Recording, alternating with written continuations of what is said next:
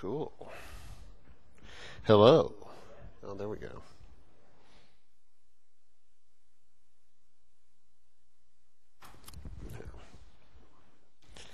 I'll just drop that in my pocket. Oh, good afternoon. I'm just going to launch right into things because I know that actually, hang on one second. Yeah, I'm going to turn mine off, but I'm going to tell everybody first. One little bit of housekeeping. Hi, this is Elmer. I'm going to start my presentation now, so I'm turning off my radio. So unless the building catches on fire, don't call.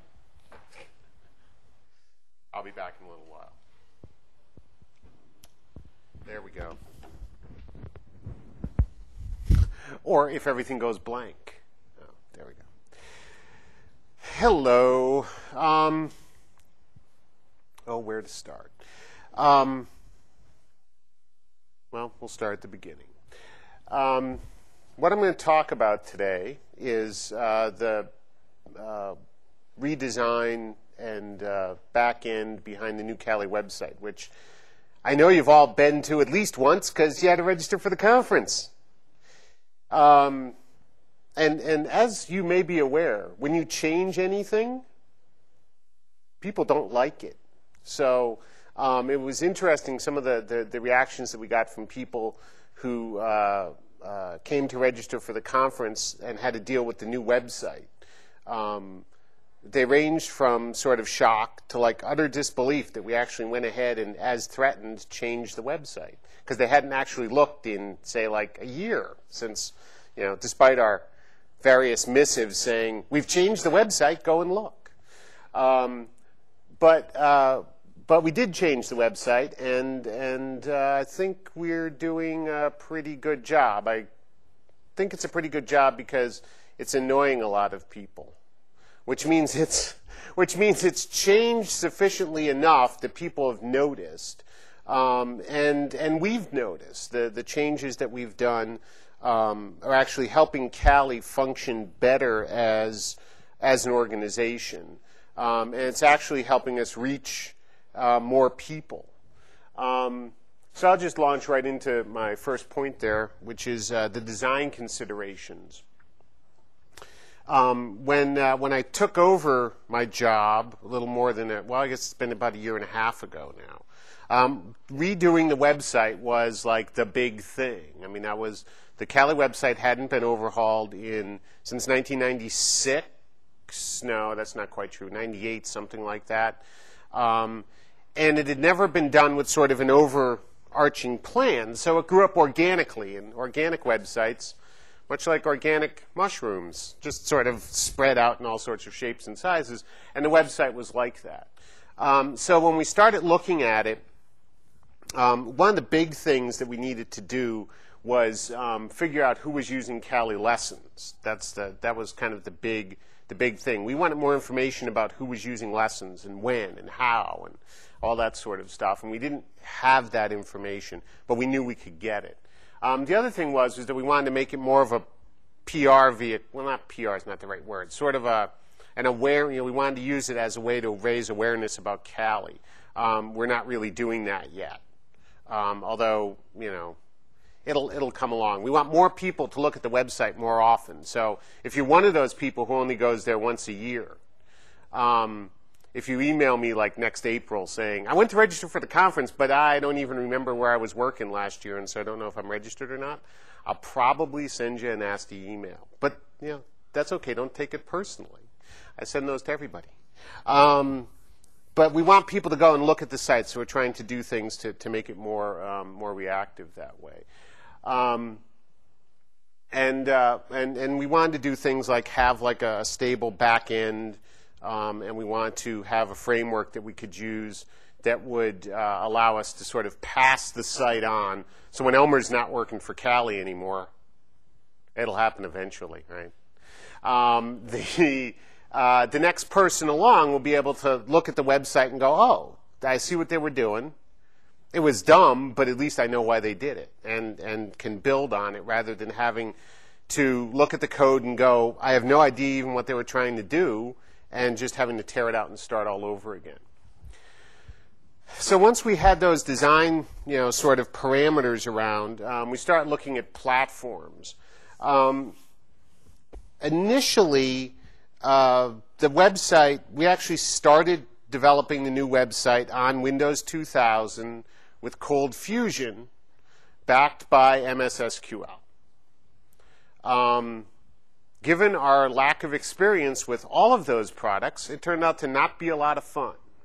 We didn't know what we were doing with all of that stuff. Well, yeah, actually, I didn't know what I was doing with all of that stuff, and so suddenly there's like, we need this website, but Elmer's got to learn all of these things. And so it just really wasn't working, and we had issues with Microsoft and how much it cost and how stable it was and some other things like that. And so we, after much sort of poke and John, we scratched that and moved to Linux. And we're running Apache and MySQL, PHP for the framework.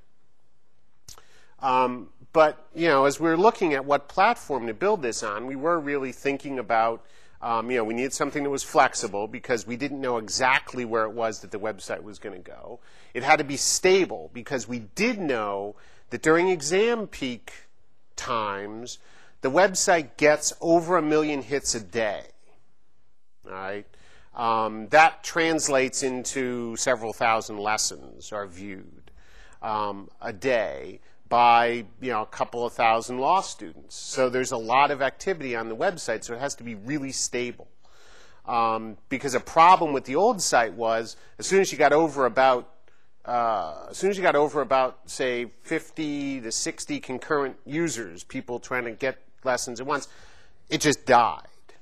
And it had a lot to do with the fact it was running on NT3.5 using the Netscape Enterprise Server and ChiliSoft ASP, backed sort of by kind of access, more or less. And so, as you can tell, there were a whole bunch of things that could break there. And then, plus, all that was old.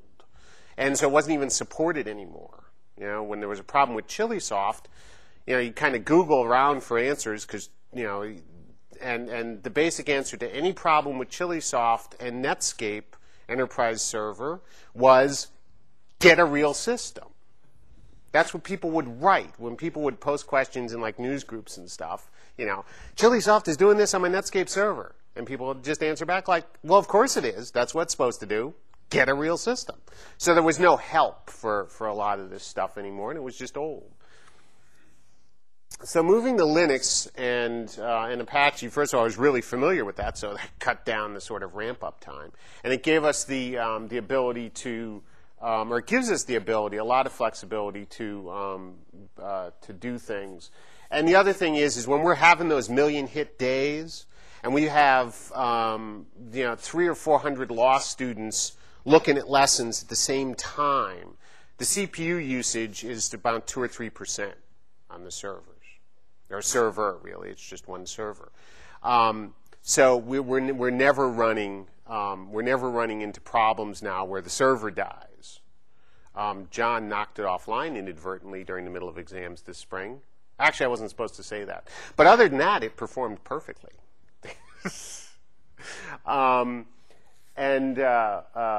So we kind of got around that. Now, and then we needed, when we were looking at Cold Fusion, there's a development platform. Well, it's not really a platform, sort of a development framework for Cold Fusion called Fusebox. And it's nice. And John really wanted to use that. He had developed other projects in Cold Fusion using Fusebox, and it seemed like a really good idea. And so I was learning that. But then when we decided not to do Cold Fusion and we were moving towards the Linux platform, well then, what are we going to do?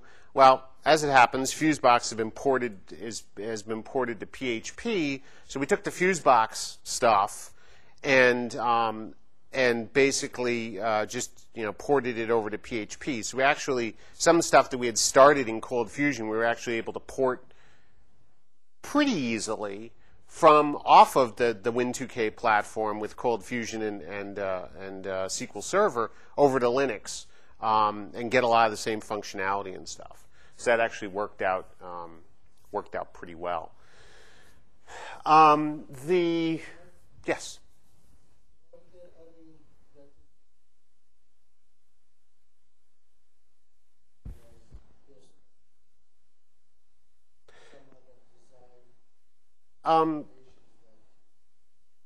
It was probably mostly personal preference, and we had tried Cold Fusion on Linux, and we were having a hard time keeping it going.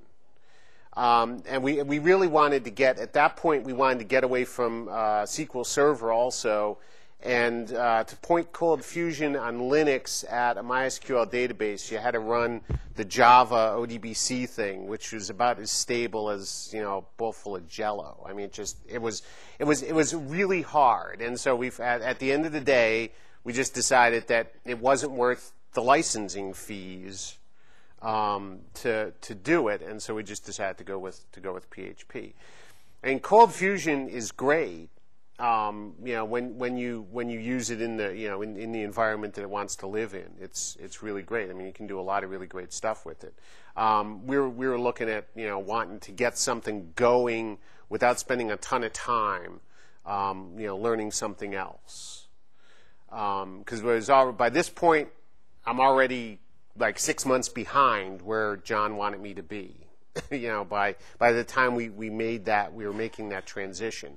So there was already pressure on, because the thing that we didn't want to have to do, this was about a year ago we were going through this, we were just making the transition. The thing that we didn't want to have to do was suffer another exam period of serving lessons off of the NT server, because it was so unstable. And we were fielding dozens of calls a day from irate students who were trying to prepare for exams or do final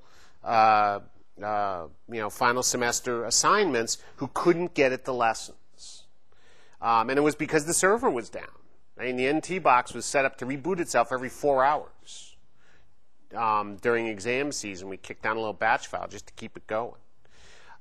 So we were really driven a year ago to say, you know, by, you know, November, December, we need to have lessons being served off of Linux so that we're not stuck in that again. And we pretty much made that, although we kind of hedged a little bit, but you know, it's okay.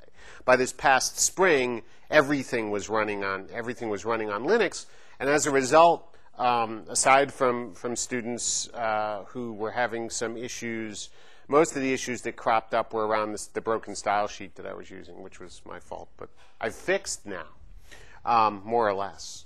We'll get into a little bit of that, a little more of that in a little bit. But oh, it really went to sleep this time. There we go. So with all this neat stuff going on, didn't want to do that. Bring that back. With all this neat stuff going on, I needed a development environment to work on, and because the way the Fusebox is structured. Well, actually, the best way to talk about Fusebox is probably show you a little bit. The way that Fusebox is structured,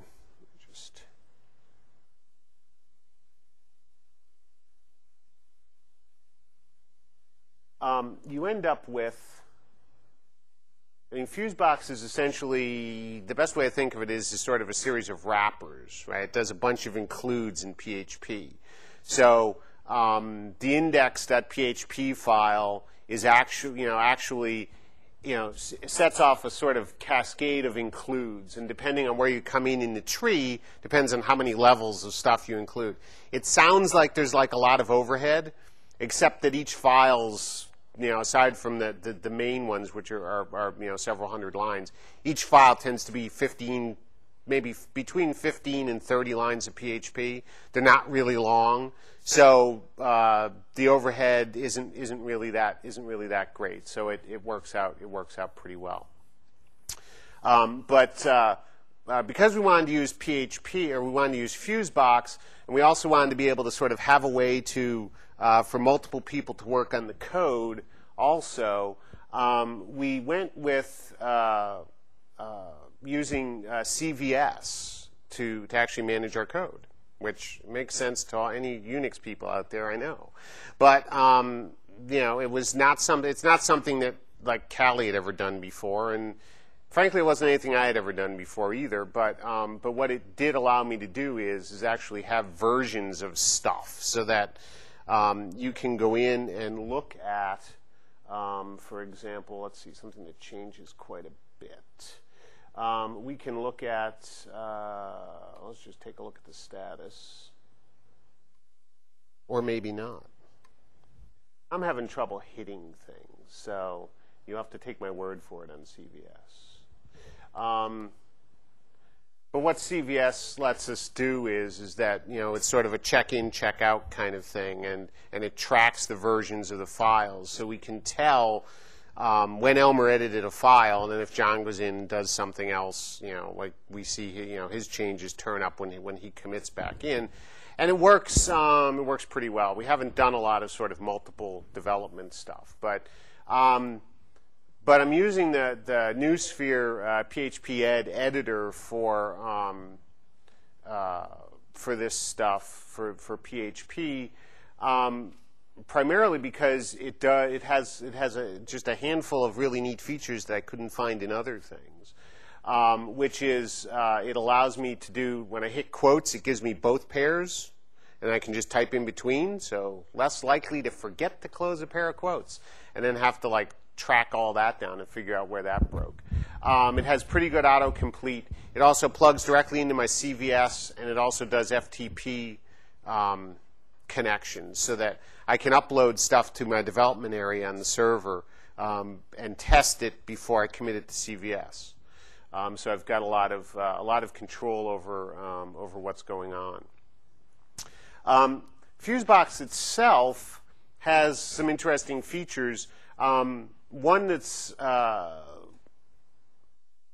kind of handy overall is the FuseDoc feature, which lets you add a little XML in a comment at the beginning that tells you what this fuse is and what it's supposed to do, and actually do this because then I don't have to go back and think about it later. So that when I'm looking at something like, let's say something like tribes, you know, when I do it, it's there, you know. I know what file this is supposed to be, and then what's it supposed to do? I let members join tribes. That's not too complicated, but if you're coming back later and trying to figure out just what all of these little files do, you know, you may be able to figure out that like add tribes form seems pretty straightforward, but sometimes you know, it could be a little funky. Another thing that Fusebox does that is that's quite useful is it allows you to use.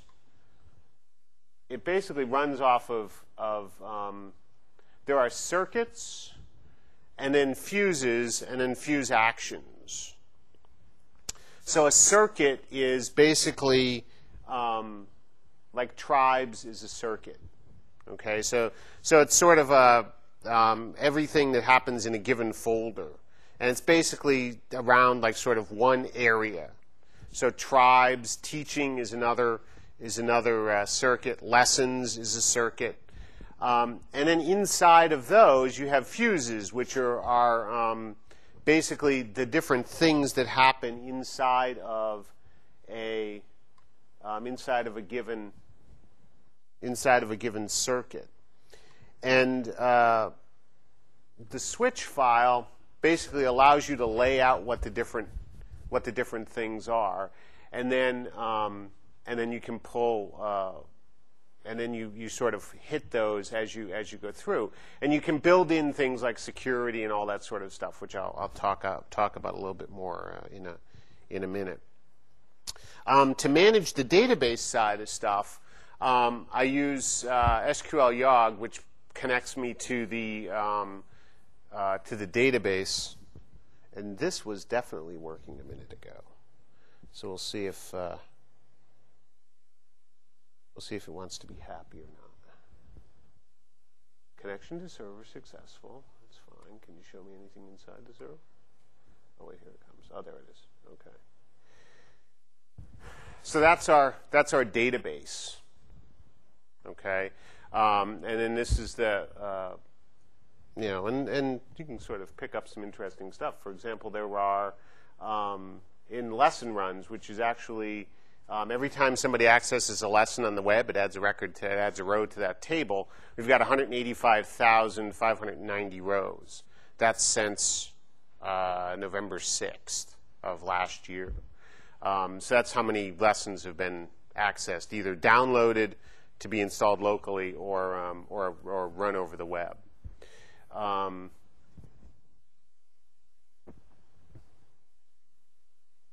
But SQL Yog lets me get into a lot of different things. I can basically run SQL queries, and I can see what's going on. Like, for example, if I want to know. If I want to know the top 10 lessons, I can load that in. And there you go. These are the lessons that were, these are the 10 most recently run lessons. So as you can see, people have been running lessons, very recently. Well, there's always somebody on. Actually, one of them is probably just happened. So these are the ones that are just. They can see that. Here's one of the things that we've noticed, because now we see stuff that we couldn't see before. This person's hit this lesson 3 times in a row, or somebody's hit that lesson 3 times in a row. Actually, this doesn't show me if it's the same person, but a lot of times it is. People will, for whatever reason, they hit refresh or they go back and they do all that. They do all that over again. So I've got control of my database with SQL Yog.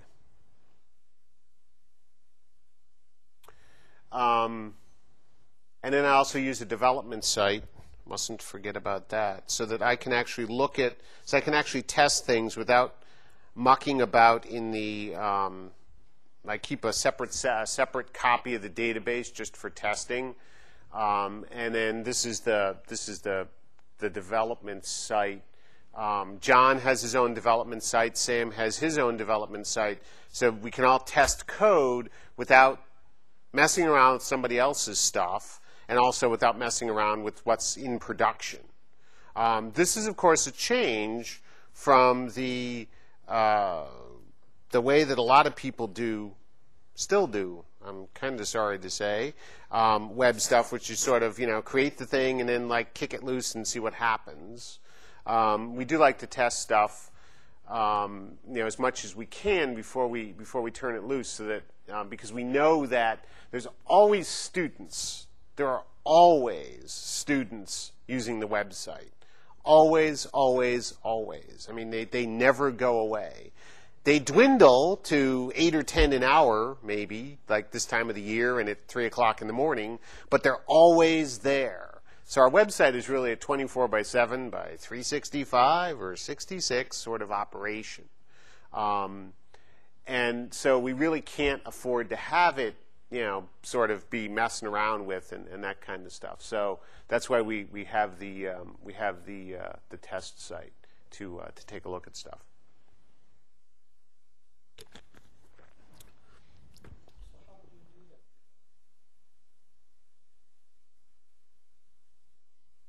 We basically use 2 databases. We have our production database, and then we have a test database that's a copy of the production database. I refresh it periodically, so we keep a nice supply of data in it. The production database, or the test database rather, also has like, the sort of wacky idea tables in it too. I mean, stuff that we're trying out.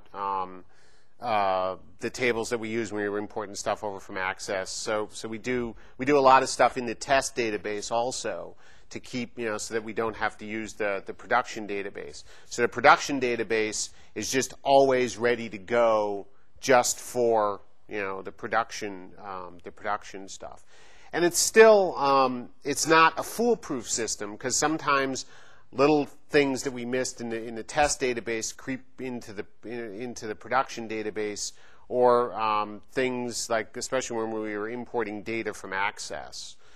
We had some issues about like getting people linked up to groups and stuff. And I don't know if anybody here ran into that. You tried to log on to the site. It said you had an account, but it wouldn't let you in.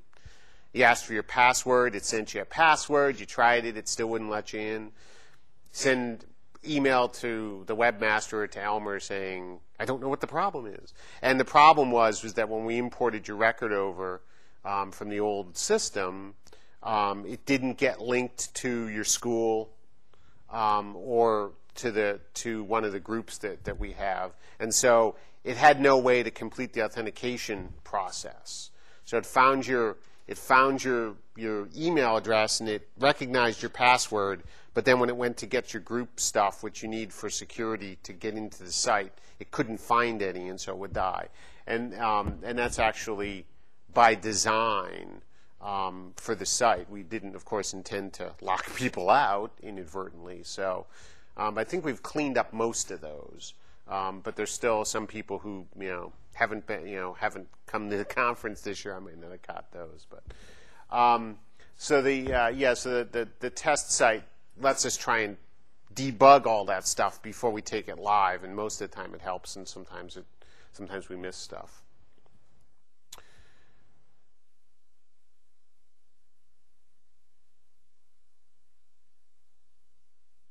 Okay, just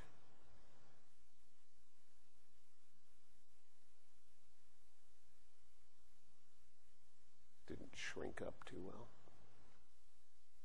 There we go. The MySQL database. Let me just take a quick look. Let's see if I can get the. Oh, there we go.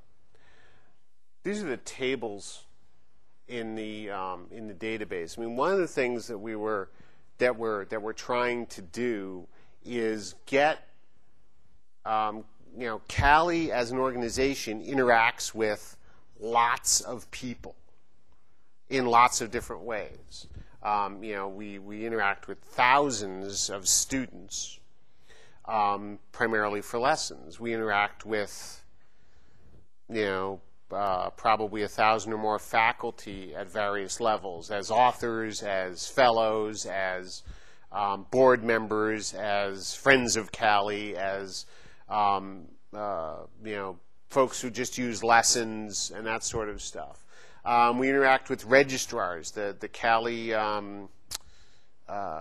Excellence. I forget what the awards thing is called, but anyway. There's the CALI Award, and so over 100 schools, the registrars submit information for students who've gotten the highest score in a particular class, and they get a CALI Award for that. So there's those. Of course, all the technology folks and librarians who go to the conference and who interact with this as password, keepers of as our password contacts, and the people who we send the bill to. Very important. You always got to know who to send the bill to. We basically are gathering all of the information about all of those people into one table instead of a whole bunch, which we call, interestingly enough, the people table. And we gather up. We've got a lot of information in there. Some of the stuff we don't is sort of future expansion. But some of it we use now. We track, when the last time was you visited the site and that kind of stuff. And by the way, the information in here is all we have. Like a really nice privacy policy posted on the website that basically says that we won't sell this to West or Alexis or anybody. We won't give it away. Then basically, so all this information that's in the database stays in the database. We link you to your organization, whether it's a school or corporation, not-for-profit, whatever that is. We can also track through things like the lesson run table. If you run a lesson, we know who you are, what school you're from, what lesson you ran, when you ran it. And some other things like that. So we can generate some data reports about how usage is going and that kind of thing. And that's, there's a whole, whole bunch of stuff in there. We've also got information about the different groups and permissions, which I'll actually talk about in a minute when we get to security. Now, the database, we actually thought a lot about it. I mean, there are, we have, ER diagrams to talk about how everything's laid out, and so a lot of it's very well documented so that we know, why it is that we're doing all the things that we're doing, and so that everything fits together and it's been thought through. So that we haven't just sort of said, well, we need to, what kind of information about people should we get? Well, we need their name, and then, and we go through, and then we decide to add another field, and, we tried to think about all these things ahead of time so we didn't have to go back and make those changes. We have on occasion, but. So that's the database. Let's see, I think the next thing I have, up on the list is the cascading style sheet. Because the other thing about the website was getting a look and feel that did something. For what it's worth, I don't like it, even though I designed it, because I just don't. I don't think it captures what we're trying to do yet. So in a lot of ways, it's a work in progress. But with the cascading style sheet allows us to do some nifty things. In terms of design, that actually allows us to get around some of the problems that folks have had about the site. Now that I've fixed it, for a long time it was broken, and this right-hand bar may turn up all the way down at the bottom. I think I've fixed that, so this should float pretty well and stay on the right-hand side. But the thing is, you'll see that I just made that window wider, and the layout held up. Okay, it didn't. It didn't break down.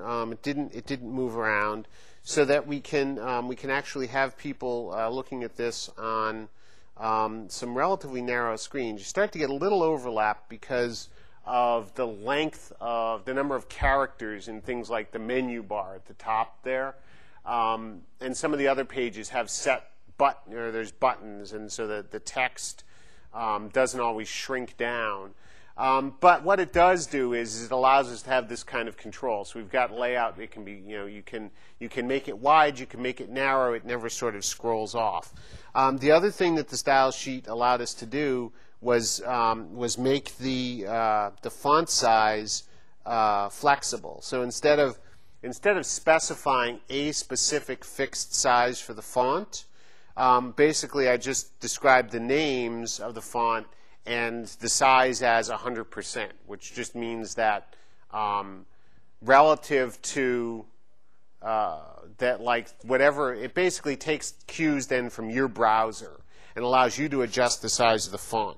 So for example, you can make the font smaller, okay, and it doesn't break the layout, or conversely, you can make it bigger, okay. That will cause some things like the member button drops underneath the table and stuff. But you can change the sizes of those fonts without doing a number on the overall layout, generally speaking.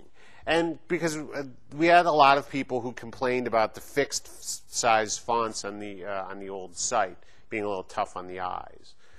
So basically all the fonts in the new site float size-wise, and it's the style sheet that lets us do that. And again, with style sheets, you can define things like what happens when you hover over a link. You get a background color. And any changes that I want to make to the layout, I just change the style sheet, and then that's reflected across the whole layout. So if I want to change the font family, I change it in one spot, and it carries right through. If I want to shift how this menu works and where it sits, and what the background colors and whatnot are, I just change that in one spot, and it's sort of a flick of a switch, and it all comes together. Actually, let me just pop into another spot here. Not always looking at the same thing. Now, in the site itself, One of the big things that we spent a lot of time working on was security, because CALI is a membership organization, which means that members have, what is it, membership has privileges? Well, it's like that, right? I mean, your schools pay money to be members of CALI, and as a result, you get things that non-member schools and people in the wide world don't get, right? Like access to lessons, okay? Now, as you know, you were probably all very aware, we had the world's most widely known password guarding lessons for a long time. Learn the law, okay? Everybody knew learn the law. Boy, did everybody know learn the law. And, you know, as a result, there was no way to screen. I mean, once it got around, there was a fair amount of activity, because it was a known quantity, right? So it wasn't real security, right? It was more like, well, nobody really knows the lessons are there, so we'll put like learn the law in the front, and then they can just say learn the law, and that'll be okay to let them in. Not a big deal, right? But the other thing was that we didn't know who you were when you came to the site either. So we didn't know if you were a faculty member, for example, or a librarian, or a technology person, or a student.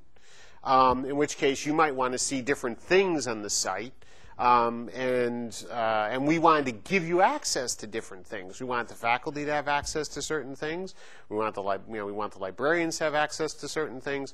We want the students to see certain things. There may be things we want to show the students, but not the faculty. Okay? There are definitely things we want to show the faculty that we don't want the students to see.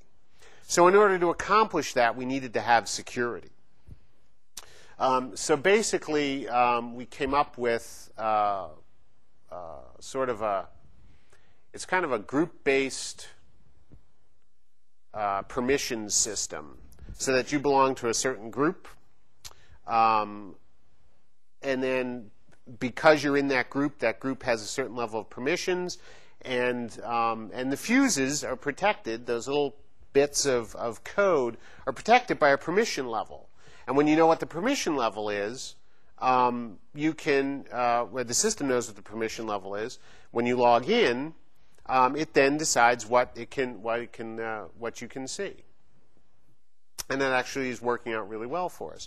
So, for example, if I log in, I hope.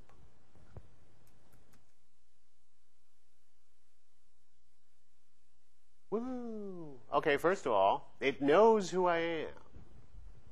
Okay, so my name pops up. You've probably all seen this sort of stuff. And you can see information about, let's see. Actually, let's make this smaller again so I get like more than one. There we go. So one thing that happens, for example, is when you're a librarian, a faculty, or a technology person, and you log in and you look at the lessons, you get an extra paragraph at the bottom on the description that says, see lesson text for a complete listing, including all the questions and the answers for this lesson. Ooh. Now, of course, the students can't see that. Not only can't they see it, they can't get at it because of the security. When lesson text is run, it actually checks my security. Oh, hang on. Popped up in the other window. I've got two desktops open. So this is lesson text. I mean, basically, it shows you everything about a lesson, including all the graphics and all the questions and all of the author's comments and the whole layout. And you can see everything that there is to know about a lesson. So you can review and decide if you want to use it for your class or what you'd like to do with it. Okay?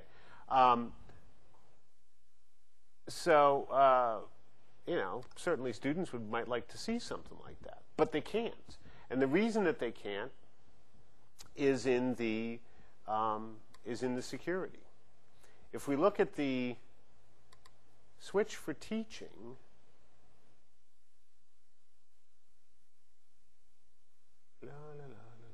Somewhere here, lesson link. Lesson text. Right. So you can see that this is lesson text category. This is what sets up the lesson text stuff. You'd have to have a permission level of 66, which is a little, sort of arbitrary number based on an addition of all your permissions and stuff. That gives you the ability to see the lesson text thing. And then PHP actually, when you log in, we use sessions. Rather than putting a cookie on your computer, we keep the cookies on the server. Okay? I've got this thing about cookies. That's also why you have to log in every time you go there. I'm going to change it for faculty and staff so that there'll be actually a checkbox in the fall that says, like, remember me forever, so you don't have to log in anymore. But you just want to be careful where you use that. And it'll remember who you are. We don't want to do that for students because a lot of students access stuff from public terminals. And if they log in as themselves and check that box and it saves a cookie on that machine, depending on how the lab or whatever is set up, the next person who comes along may actually access CALI as this other person. And you don't want them doing that for reasons that I'm going to get into next. But this is the little security wrapper. So we save a session called permissions, right? So it checks to see if you're logged in and if you have the right permission level. And if it does, you get the information that you're looking for. If you don't, you get probably one of the most poorly designed error messages known to mankind. But I have to go back and fix all that stuff. So. But it works. It keeps, it allows us to let some people see some things and other people not see some things. And we can juggle that, we can, juggle that around and make it work depending on what we need to do. But that was actually a very key factor in setting up how we were going to do it. And the thing about the security mechanism that we came up with is that it's portable. I can wrap any PHP page, regardless of whether it's in a fuse or not. I can wrap it in our security wrapper. So it's allowed me to take, there's a wiki called PM Wiki, which is like a group editable thing, and which we use just for the staff. And I've wrapped it in our security, so only the CALI staff can see this wiki. Even if you knew where it was, you wouldn't be able to get to it because the first thing it says is you have to log in using your CALI credentials. And when you do, if you're not in the staff group and you don't have the staff permissions, you can't see it. It just kicks you back to the CALI home page. So I can basically wrap any PHP. The lessons themselves are wrapped with this. So if you try to access a lesson directly and you're not logged in, it'll ask you to log in first. So you can't get around it. Well, I shouldn't say that because there's probably some, well, at least Mr. Ryan's not here, is he? I haven't missed him. Because that'd be like throwing the gauntlet down, wouldn't it? It's, you'd have to, it'd take a little bit of work to get around it, but it works well enough for us. And that was one of the things that we were looking for in security. Since I'm starting to run a little bit late on time, there is one thing that I really want to show people. And I hope that this is always one of those things that may or may not work right. We've been working on a new feature for CALI Author, which, unless I'm wrong, you may be amongst the first people outside of the CALI staff to actually see it. And it should be very much live by next year. How many people have used CALI Author? Yeah, just a couple. It's not exactly, It's great. I mean, there's a lot of things about CALI Author that are actually quite cool. But one of the things about it is you can use CALI Author to create your own CALI lessons, right? So if you want to do CALI lessons, you can do that. The question's always been, okay, I sit down, I spend a lot of time, I create this lesson, then what do I do with it? How do I get it to my students? right? I mean, I can export it to HTML, that's fine, but then I've still got to figure out how to get it on a website someplace. There's, if I save it as just a regular CALI author file, then I've got to still figure out how I'm going to get it into the hands of my students, and my students need to have CALI author installed, and blah, blah, blah. It just keeps on getting, more and more complicated. It's never been easy to write your own lessons and distribute them to your students. Hence, a new feature called auto-publish.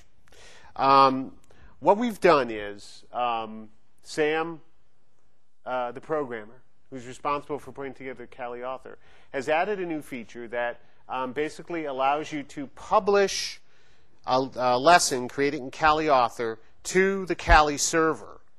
And you get a URL back that you can give to your students. You can put it on your course website. You can send it in the email, whatever. And the students follow that URL. It takes them to the lesson that you just created. They can do the lesson. And for a bonus at the end, they can save their scores for that lesson. Okay, if you want them to do that. And then we can get all that information back to you. At some point in the future, you'll log in, and there'll be a little thing that says, my CALI lessons or something like that. And you click on that, and it'll show you all the lessons that you've published. And you click on those, and you can see, how your students did on those lessons. Or even if you just want to know that they did it, which is frequently the way that people use CALI lessons anyway, because it's hard to guarantee. Actually, there's no way to guarantee that the score that they got, that they didn't run the lesson 19 times before they hit the save the score button. So of course they got them all right. So it doesn't necessarily work as a quiz kind of thing, but it does work. As a way to just verify that the students have done it, and plus you can track. Maybe they all got question number 7 wrong. And so that's something that you may want to discuss in class, that kind of thing. So we're going to open this book called "Is This Evidence?" Hang on one second. I'm just going to. I have to drag stuff from one side to the other here for a second. So let's see. That book came up, and then you see CALI author, and we're going to move this to. We're going to change the view to authoring mode. There are sessions floating around in the next couple of days about how to create CALI lessons, so you may want to look into those. Or you can always stop Deb Quintel and say, Deb, I want to learn how to make CALI lessons, and she'll help you out with that. But when you've done your lesson, you can. There's a new button that says Auto Publish, and when you click on that. Hang on one second. You get a little box that says you're going to publish it to the website. So you enter your CALI credentials, right? Your user ID and password, which is your email address that you gave us, and whatever password you set up. And you hit the publish button, and you hold your breath. Oh, good. And what you get back is a web form, which right now basically just sort of lays out some basic stuff. Let me just change. There we go. The top part, well, as it says, this will be replaced with options for the author to set, because we're going to need to know, we need to make sure that, you tell us that it's an evidence lesson, for example, and that sort of stuff. So we'll just need to know all of that.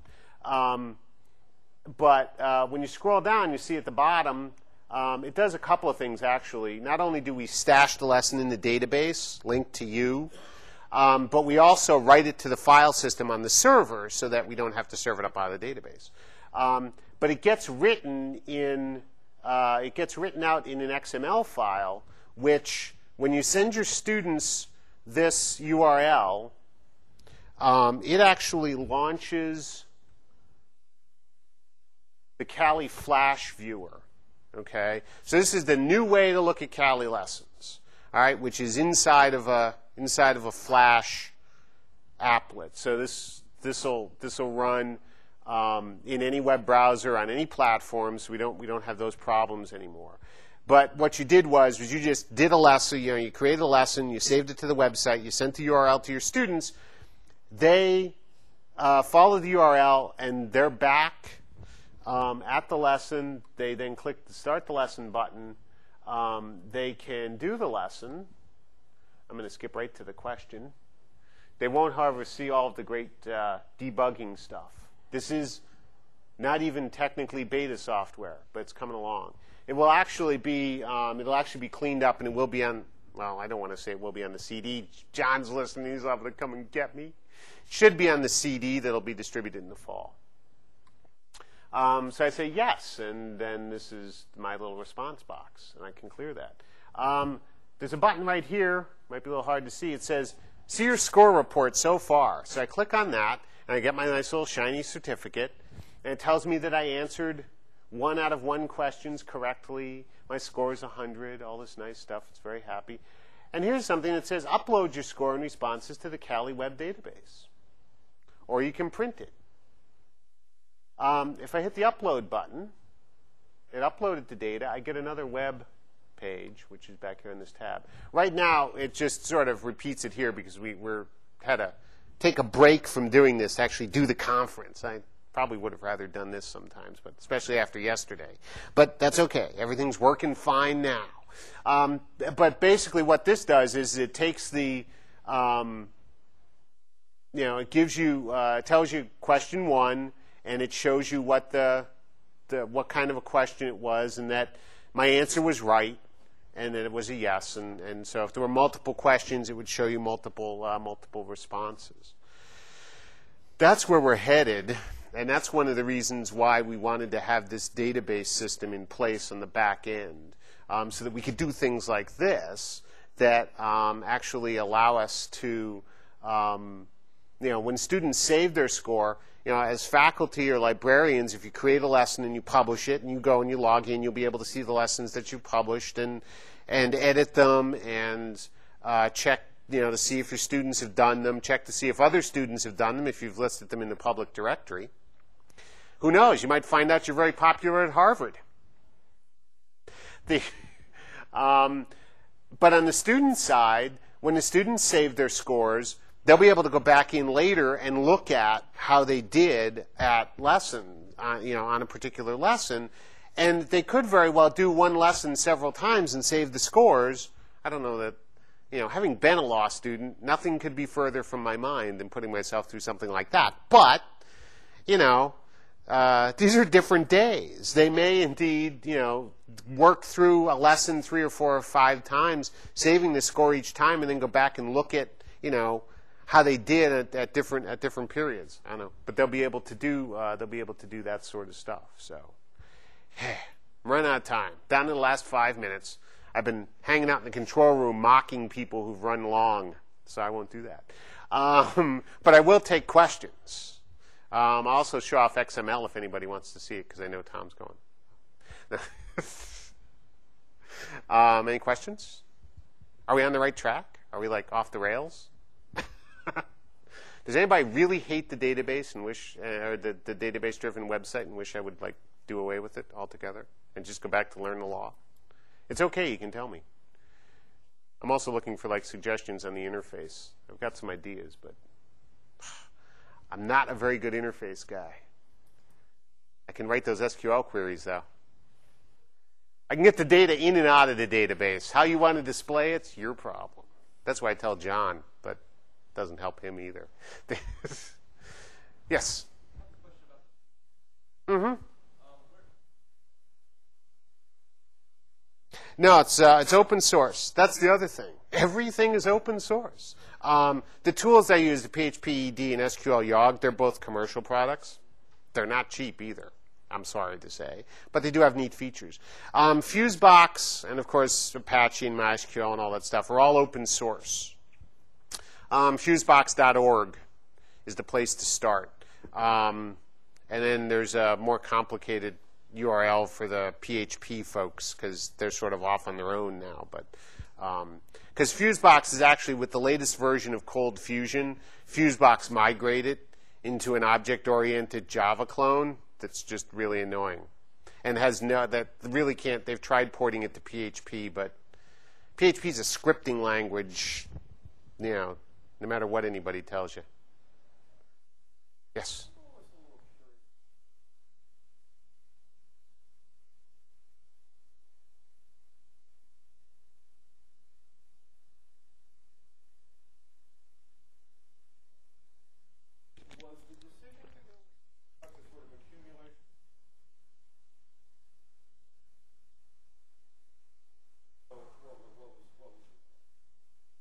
I think that, I mean, the thing that sold it, because I was kind of skeptical, having not done anything like this, but John was a big fan of Fusebox. But the thing that was sort of that I really like about it is the lots of little pieces bit. Yes, you can. You can do right. I mean, you can do the thing that this adds though is a set structure that we can give it to somebody else who does Fusebox and they can look at it and say, oh, okay, this is what you're doing. As opposed to Elmer creates one and then gets hit by a truck and then people go, I don't know what he was doing, and they toss it away. And so now I've gotten, to the point where it's, it just sort of rolls along pretty quickly, and I've got like sort of, canned chunks of stuff to use. You sort of build up a little library, and then you can just run with it. I mean, it probably could have been any one of a number of different sort of templating, control sort of frameworks. I think using any kind of structured framework that has some support and some independent life to it is a good idea. Regardless of whether it's something like Fusebox or in the Perl world, I know you use Mason, which does a lot of the same kinds of things.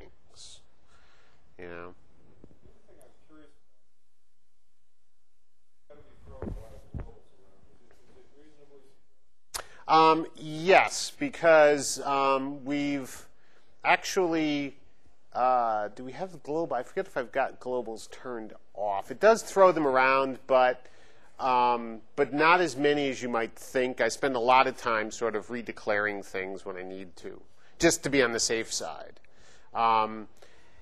Aside from things like, well, like the session, the session stuff is global, but it's fairly secure. I mean, we've tried running different things at it, different buffer overflow things, and it just sort of dies. Well, the page dies. It doesn't affect the app or the web server, and we haven't, because we were worried about that.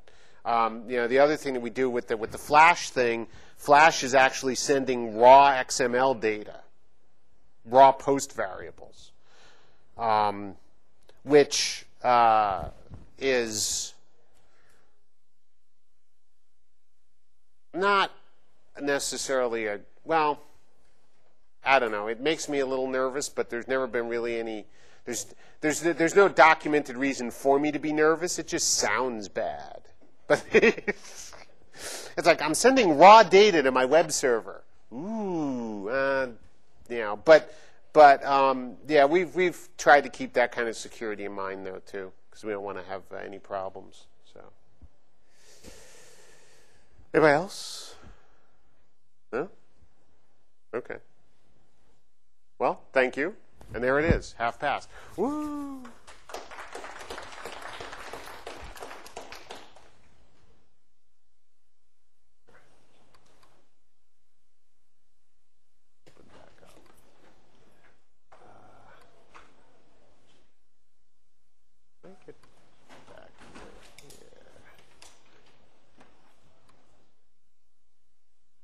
Killed my session.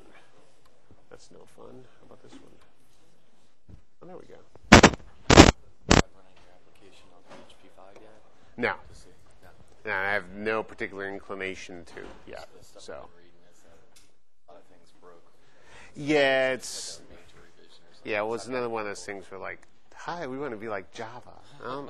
I I don't get that. So yeah, I've like kind of kept up with, sort of from an intellectual curiosity point of view on PHP 5, but as far as I'm concerned, PHP 4 works, and I'm not, it's the same thing with Fusebox. This is Fusebox 3. Fusebox 4 for PHP is like coming out of beta. But it's, I'd have to literally rewrite all of my applications. So it's like, why would I want to do that? If I wanted to do that, I'd use Microsoft. And, so I don't want to spend a lot of time doing that. So it'll probably stay in PHP 4 for as long as as long as it possibly can. So. Browsers do you test for? Don't worry about. Well, our data, our usage logs indicate that about 98.5% of the folks that browse their site use Internet Explorer 5.5 or higher. So I really worry about that. After that, the faculty use Netscape. So we test for that. The style sheet was broken for Netscape 7. The 4 series stuff just won't work with the style sheet, yeah. But the 7 series now works. Opera works. This is Mozilla Firebird. That works now. Yes. Right, and then the next time you went back, it was where it belonged. Yeah, it was a style. There was something broke in the style sheet, and I never did find it. I ended up redoing the style sheet from the ground up, and it looked the same, but there was a stray something in there somewhere that caused it to go on all browsers except IE6. So, but I did fix it. But yeah, I mean, I do run it through the older browsers to see what it does. But if you hit it with anything except, I forget what the versions are, but there's actually a little JavaScript pop-up that comes up at the beginning that says, you're using a browser that might not work right for some of the stuff we're doing. So, it's one of those things you kind of have to pick something to shoot at. So they can be, but they let us do a lot of stuff. I mean, yeah, it's yeah. When they go bad, they can go really bad. So that little quirky bug was, bugged me for a long time. So, yep. Hello. Hi. Oh, hello. Yes. Hi. We've emailed. Yes. Yeah. I found the last bit of your. Because the first bit I had some difficulty in because of the technical. About, I think. I don't know if I should ask you this or should ask this to Sam. This publication on your server, is it coming in the place of the exporting to HTML, which CALI also? Yeah, I think you'll be able to do both. Yeah. So we'll leave that. I think we're going to leave the export to HTML for people who want to keep doing that, as well as. But you actually need to you'd probably better off talking to Sam or John, because they'd have a much better idea about exactly what it is that they have in mind to do with that. But I think I think it's gonna be something that you could do. You could do both. But it's very interesting to have this possibility of keeping. Yeah, it is. It is an option to the students. Yeah, we're gonna set it. Well, we're still discussing exactly how it is we want to handle that, because we don't want. We're trying to decide exactly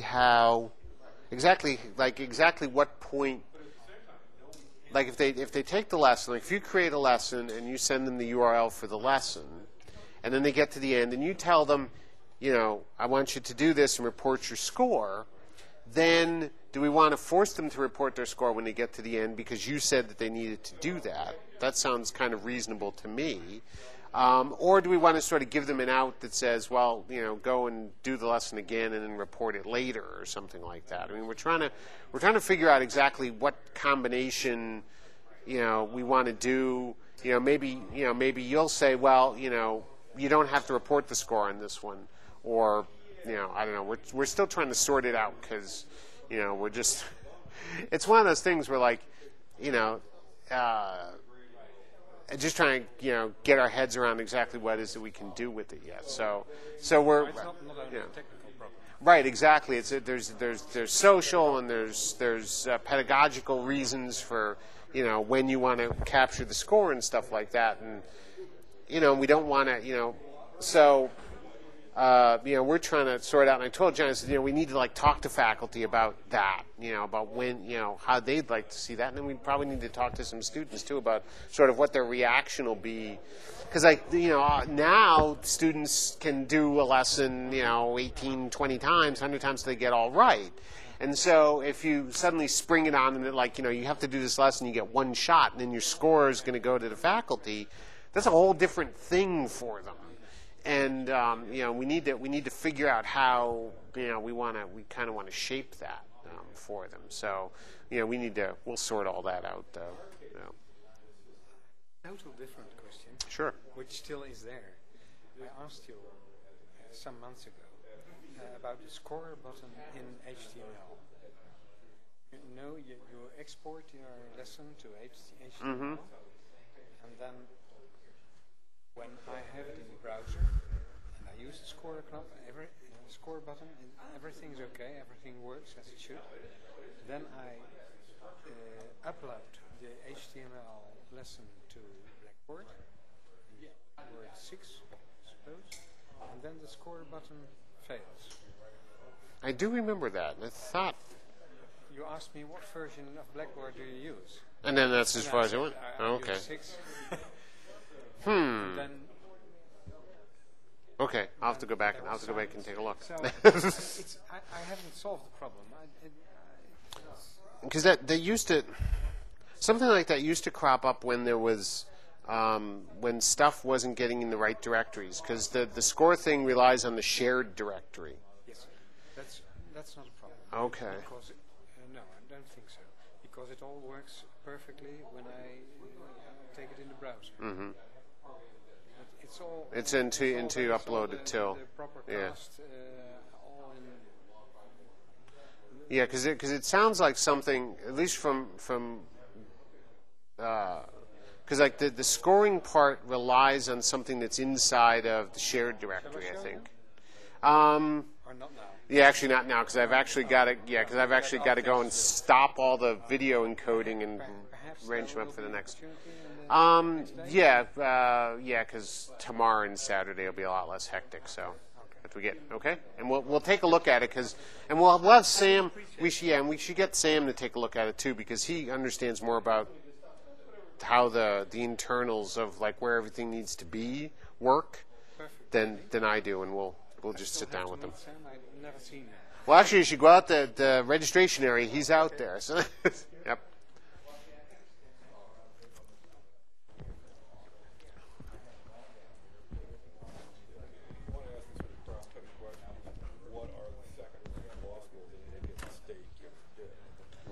Fold? The answer is nothing with anybody in the same state. Right. But they will have their perceived peers elsewhere. We're talking Kodak here. Woo-hoo! Reasons why it's not going to work. Reasons why it's not going to work. Well, you never tell. Elmer's had an earful of those from me. Yeah, I've been this. I think it could.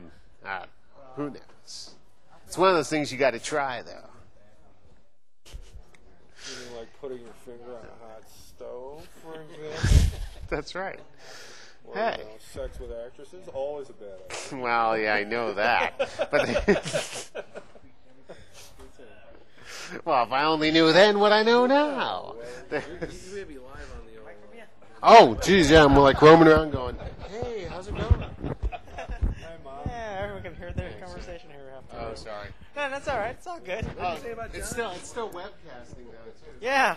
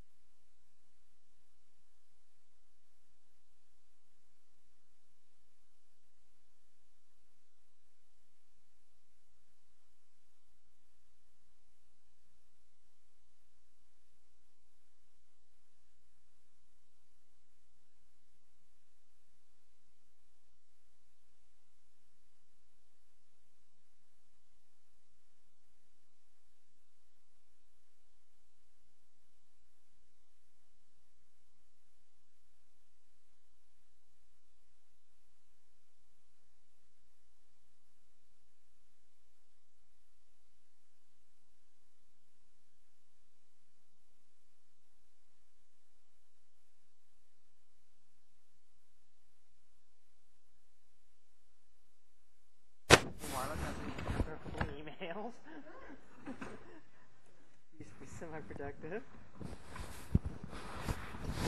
like, oh.